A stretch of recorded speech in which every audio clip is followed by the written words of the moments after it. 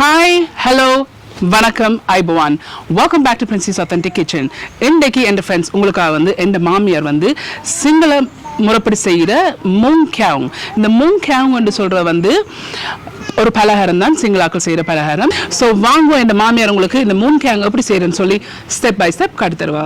கித்தூல் கரப்பரி எடுத்துருக்குறாங்க 250 gram. அரை cup தண்ணி சேர்க்குறா.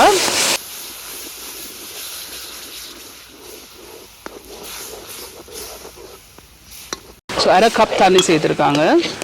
கிளறி இதை வந்து நல்லா பானியாக காய்ச்சி எடுக்க போகிறாங்க.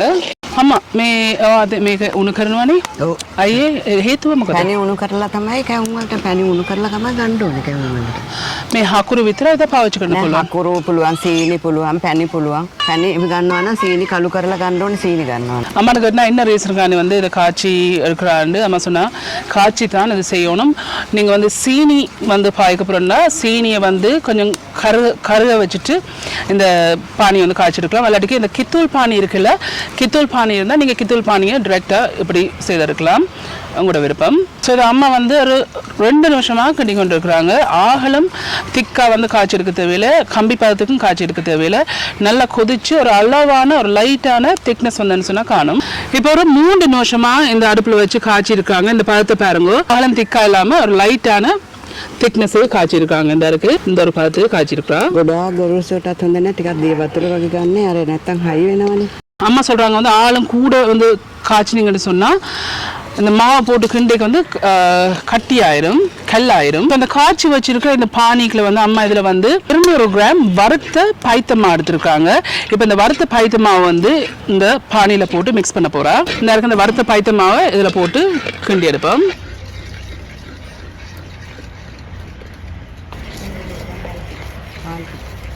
இதுல வந்து 300 கிராம் வறுக்காத அரிசி மா இருக்குது, 300 கிராம். இப்ப இதையும் போட்டு இதுல போட்டு கிண்ட போறா.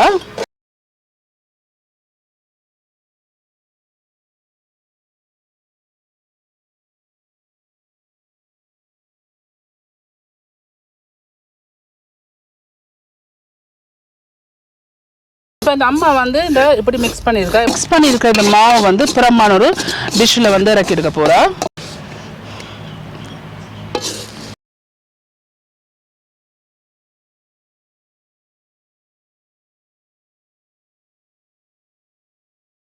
இந்த இருக்க இந்த மாவை வந்து அம்மா வந்து பிரம்பா எடுத்திருக்கா. இந்த திருப்பி இந்த சட்டியை வந்து அடுப்பில் வச்சுருக்காங்க. ஏன்னு சொன்னால் அந்த பானி காய்ச்சினது இதை மிக்ஸ் பண்ணது இந்த தாச்சியில் வந்து ஒட்டி பிடிச்சு கொண்டு இருக்குது. ஸோ அதால் வந்து அரை கப் இல்லாட்டி 125 மில்லிலிட்டர் தண்ணி சேர்த்து இதை கழுவி எடுத்து கொஞ்சம் காய்ச்சி எடுக்க போகிறாங்க. பாப்போம் வாங்கோ.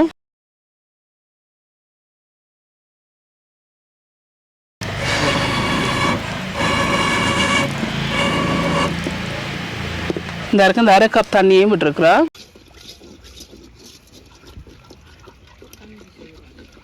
மிக்ஸ் பண்ணி ஒரு கஞ்சி ஒன்று காய்ச்சி எடுக்கிறா. இதுல வந்து கொஞ்சம் உப்பு சேர்க்க போறாங்க இந்த இனிப்பை காட்டுறதுக்கு. ஒரு 1/8 டீஸ்பூன் உப்பு சேர்க்கிறா.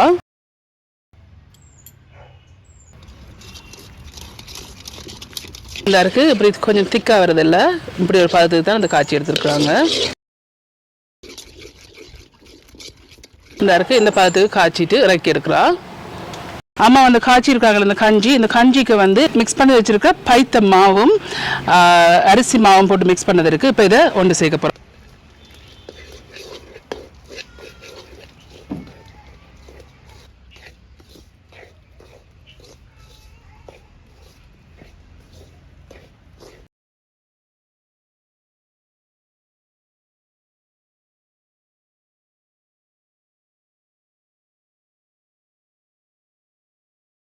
இதை நல்லபடியாக மிக்ஸ் பண்ணி எடுத்துருக்காங்க. ஸோ வாங்க நெக்ஸ்ட் ஸ்டெப் என்ன செய்கிறான்னு பார்ப்போம். இந்த இருக்குது இப்போ இது வந்து நல்லா கையால் குழச்சி எடுக்க போகிறாங்க. பிசைஞ்சு குழச்சி எடுத்தீங்கன்னு சொன்னால் தான் நல்ல டேஸ்ட்டாக இருக்கும், எல்லாமே உண்டு சேரும். முங் கவும் செய்ய போகிறோன்னு சொன்னால் கொஞ்சம் இறுக்கமாக இருந்தேன்னு சொன்னால் கொஞ்சம் சீனி பானி காய்ச்சி விட்டு குழச்சி எடுக்கலாம். இந்த இருக்குது நல்லா பிசைஞ்சு குழச்சி எடுத்துருக்காங்க. குழச்சிட்டு எப்படி உருட்டி வச்சுருக்காங்க. இதில் வந்து ஒரு கட்டிங் போர்டு எடுத்து வச்சுக்கொண்டு இதில் வந்து வறுத்த அரிசி மாவு வந்து கொஞ்சம் தூவி விட்றாங்க இந்த கட்டிங் போர்டுக்கு. இந்த ஒட்டி பிடிக்காம இருக்கிறதுக்கு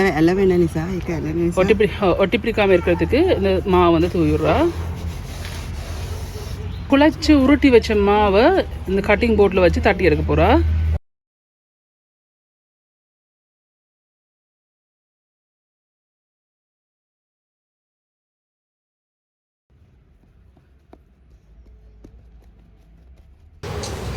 அதுக்கு மேலேயும் கொஞ்சம் மா போட்டு தட்டி எடுக்கிறா.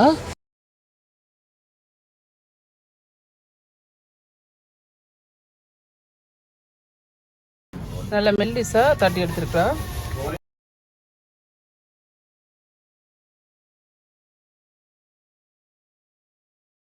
இந்த மெல்லிசை தட்டி எடுத்து ரோலிங் பின்னால் வந்து உருட்டி எடுக்க போகிறா. நல்ல மெல்லிசா.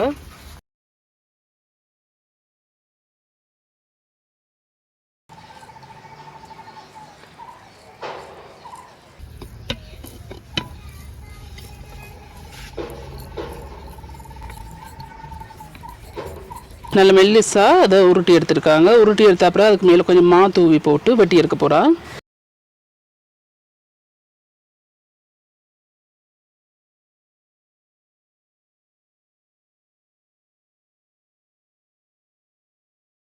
ஒரு டைமண்ட் ஷேப்புக்கு வெட்டி எடுக்க போகிறா.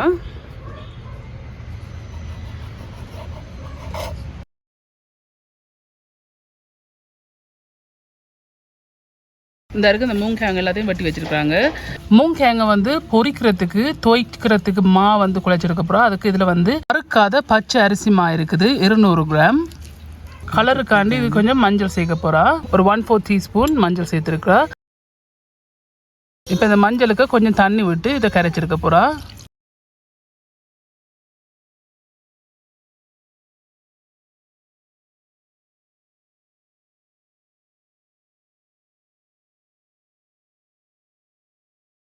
ஸோ ஒரு அரை கப்பு கொஞ்சம் கூட தண்ணி சேர்த்துருக்குறா.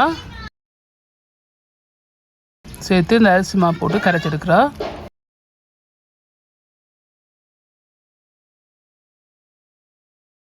ஆகலும் தண்ணியாக இல்லாமல் ஆகலும் கட்டியாக இல்லாமல் கரைச்செடுக்கணும். இந்த இருக்குது இது இப்படி ஒரு பதத்துக்கு இதை நீங்கள் கரைச்செடுக்கணும். இதில் வந்து எண்ணெய் வச்சு எண்ணெயும் கொதிச்சுட்டுது. இப்போ இதை பொரிச்செடுக்க போகிறா.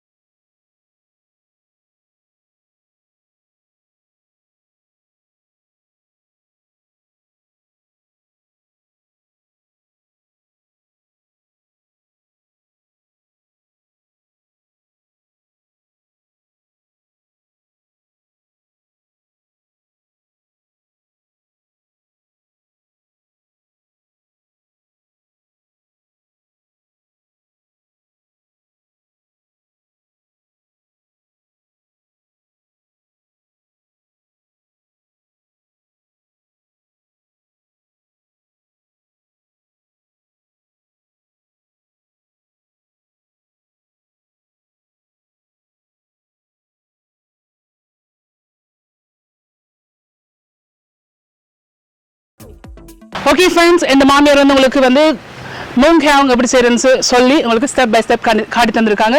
கண்டிப்பாக நீங்கள் எல்லாம் ட்ரை பண்ணி பார்த்து எப்படி இருக்குன்னு சொல்லி உங்களோட காமெண்ட்ஸில் கீழே விடுங்க. உங்களுக்கு இந்த வீடியோ பிடிச்சிருந்ததுன்னு சொன்னால் மறக்காம தம்ஸ் அப் பண்ணுங்க. இந்த வீடியோ உங்கள் ஃப்ரெண்ட்ஸ் அண்ட் ஃபேமிலியோட ஷேர் பண்ணுங்க. உங்களுக்கு இந்த சேனல் வந்து இன்ட்ரெஸ்டிங்காக பிடிச்சிருந்தேன்னு சொன்னால் சப்ஸ்கிரைப் பட்டன் அமைத்தி அதுக்கு பக்கத்தில் பெல் ஐக்கான் அமைத்தினா தான் நான் அப்லோட் பண்ணுற வீடியோஸ் எல்லாம் உங்களை வந்து சேரும். மீண்டும் என்னோட இன்ட்ரெஸ்ட் கண்டிஷன் சந்திக்கும் வரையும் நன்றி, வணக்கம், ஐபவான்.